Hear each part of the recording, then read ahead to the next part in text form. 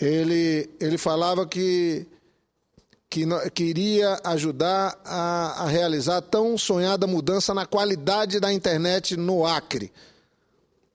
Falava, então, e eu repito aqui, para mim, banda larga é sinônimo de cidadania. O Programa Nacional de Banda Larga foi criado ainda pelo presidente Lula. Como muitas coisas boas nesse país foram criadas no período do governo do presidente Lula e também da presidenta Dilma. O programa de banda larga, foi criado pelo decreto 7.175, de 12 de maio de 2010, tendo como objetivo expandir a infraestrutura e os serviços de telecomunicações, promovendo o acesso da população e buscando as melhores condições de preço, cobertura e qualidade. A meta era proporcionar acesso de banda larga a 40 milhões de domicílios até 2014.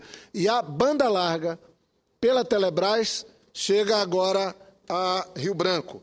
E eu faço questão de, voltando aqui, a falar do Floresta Digital, dizer que para aqueles que têm uma ADSL em casa, que não se importam de pagar caro, pode ser que a notícia de amanhã não seja importante.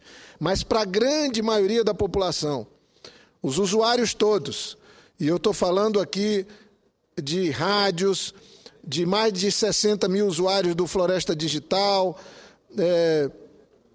o governo tem investimentos de mais de 11 milhões de reais em 18 municípios do Acre, dos 22.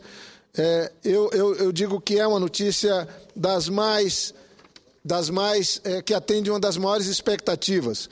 Segundo os dados do IBGE, o Acre teve um salto de 267% no acesso de internet entre o ano de 2005 e 2012, chegando a 40,8% da população de 10 anos ou mais com acesso à rede.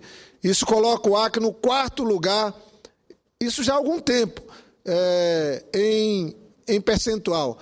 E isso é uma conquista. A inclusão digital é cidadania nos tempos de hoje, né?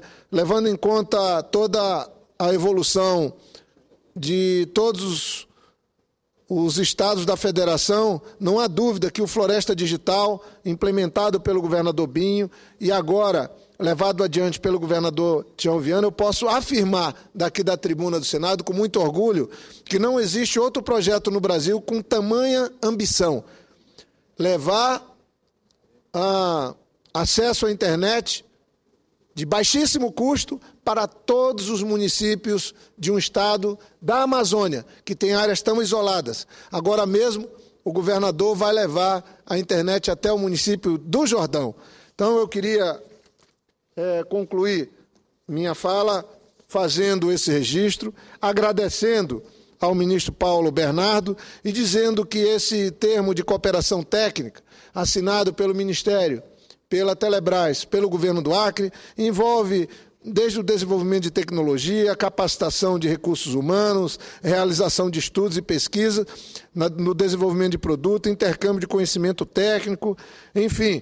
E a partir de agora, os usuários da rede mundial de computadores no Acre, os que usam a internet e os serviços de telefonia, certamente terão uma mudança de qualidade perceptível e uma queda nos custos, tão esperada pela população. Então, parabéns, agradeço ao ministro Paulo Bernardo, cumprimento o governador Tião Viana e, como usuário, certamente vou acompanhar junto com todos que me acompanham na fanpage e também no Twitter e no meu site, eu vou acompanhar e fazer uso dessas conquistas. Então, agradeço a todos que ajudaram e mais uma vez, lamento não seguir viagem com o ministro Paulo Bernardo amanhã, mas tenho certeza que estou representado pelo meu colega e grande senador Aníbal Diniz. Muito obrigado, senador Aníbal, e mais uma vez agradeço o Sérgio Souza, colega que estava presidindo, que agora certamente fará uso da palavra. Muito obrigado.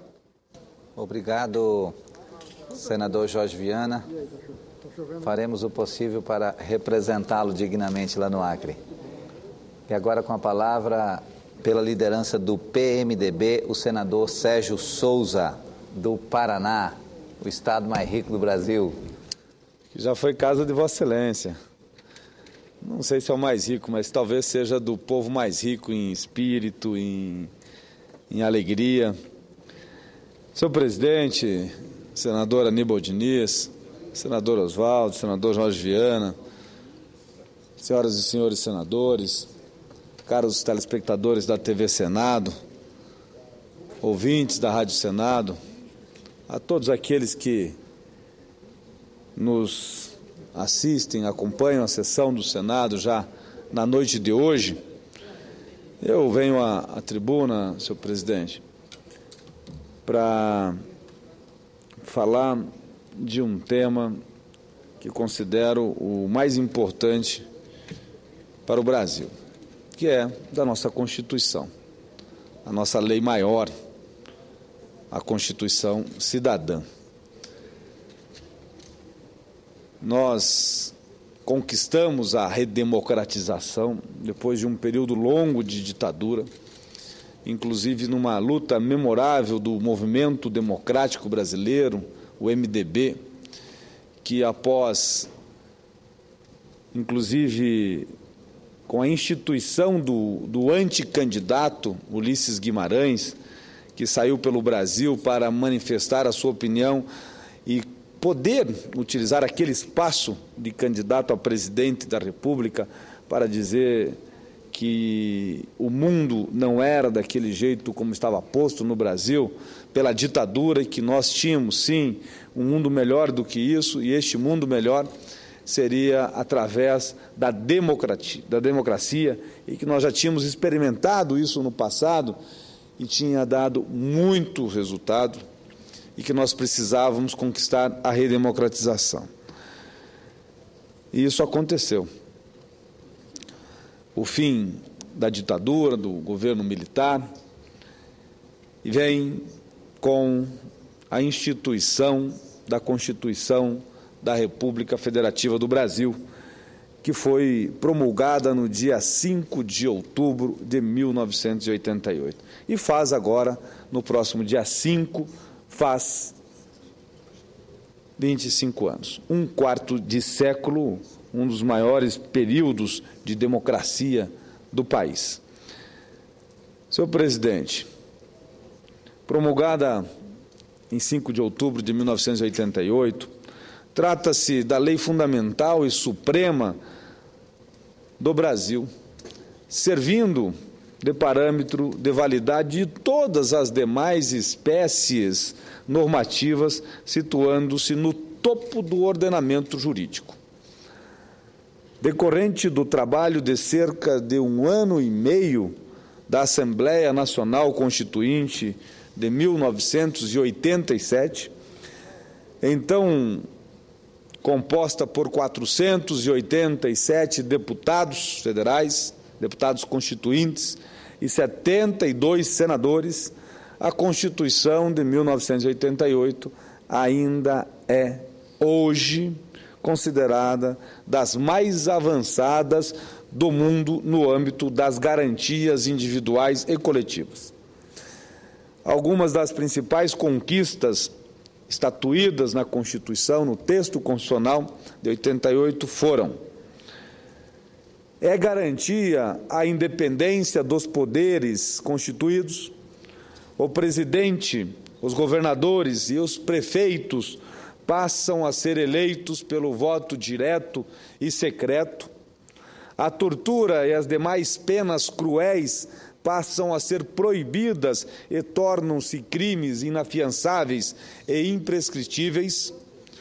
É instituída a licença maternidade de 120 dias, ampliada para 180, e a licença paternidade de 5 dias.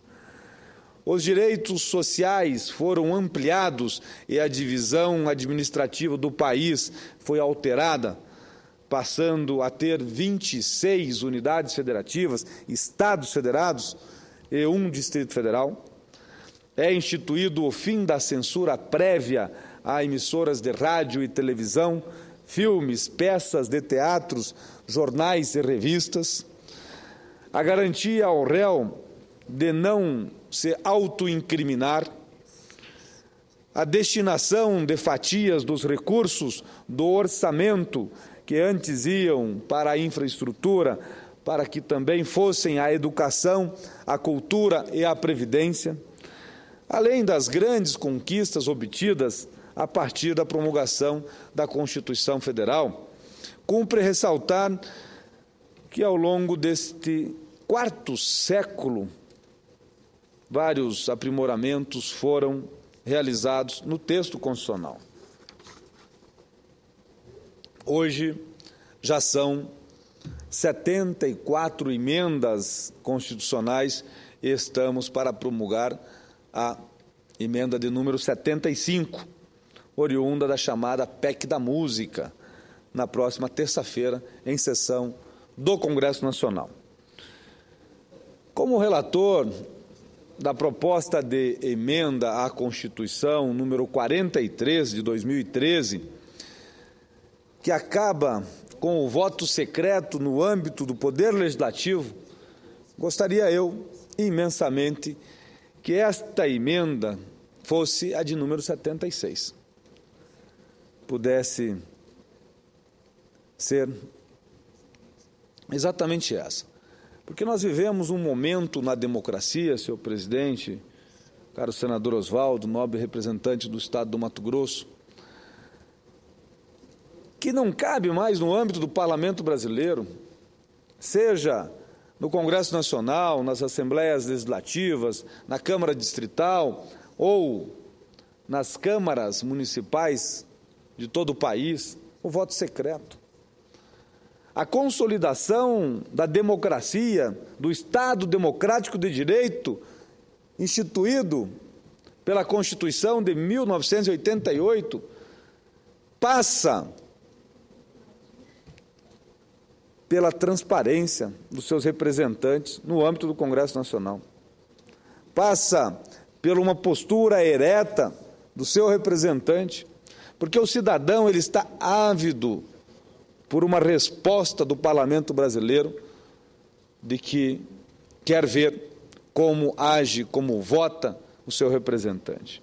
Gostaria eu muito de ver essa proposta de emenda constitucional promulgada ainda este ano, já que estamos num estágio avançado de discussão, já fizemos hoje, inclusive, a quinta e última discussão aqui no plenário, apresentadas 3 emendas, volta à Comissão de Constituição e Justiça. Faço aqui desde já um apelo ao presidente da CCJ, ao senador Vital Rego, que preside brilhantemente essa comissão, para que paute já para a próxima quarta-feira, que estarei pronto para dar o meu parecer a estas emendas. E que possamos votar na Comissão de Constituição e Justiça e já na semana seguinte votar no plenário do Senado Federal e aí promulgarmos esta emenda à Constituição que acaba com o voto secreto no âmbito do Parlamento brasileiro.